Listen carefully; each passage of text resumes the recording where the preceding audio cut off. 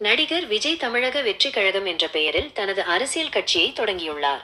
2026 சட்டமன்ற தேர்தலை இலக்காக கொண்டு தீவிரமாக களமிறங்கியுள்ளார்.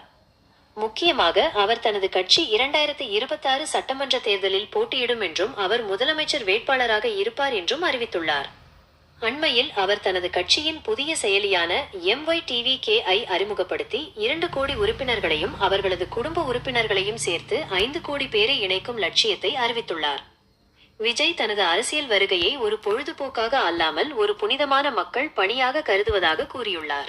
அவர் ஏற்கனவே ஒப்புக்கொண்ட திரைப்படங்களை முடித்துவிட்டு முழுமையாக மக்கள் சேவைக்கான அரசியலில் ஈடுபட உள்ளதாகவும் தெரிவித்துள்ளார். அவரது அரசியல் நிலைப்பாடு ஊழல் மற்றும் பிரிவினைவாத அரசியலை எதிர்ப்பதாக உள்ளது. மேலும் அண்ணா மற்றும் பெரியார் போன்ற தலைவர்களின் கொள்கைகளில் சிலவற்றை ஏற்றுக்கொண்டு மத நல்லிணக்கம் மற்றும் சமூக நீதிக்கு முக்கியத்துவம் அளிப்பதாகவும் தெரிவித்துள்ளார். குறிப்பாக திமுகவை ஒரு அரசியல் எதிரியாகவும் பாஜகவை ஒரு சித்தாந்த எதிரியாகவும் அவர் குறிப்பிட்டுள்ளார். விஜயின் அரசியல் வருகை தமிழக அரசியல் களத்தில் பெரும் எதிர்பார்ப்பையும் சலசலப்பையும் ஏற்படுத்தியுள்ளது. 2026 சட்டமன்ற தேர்தல் தமிழகத்தில் ஒரு முக்கிய திருப்புமுனையாக இருக்கும் என்று அவர் கருதுகிறார். இதை பற்றி உங்கள் கருத்து என்ன?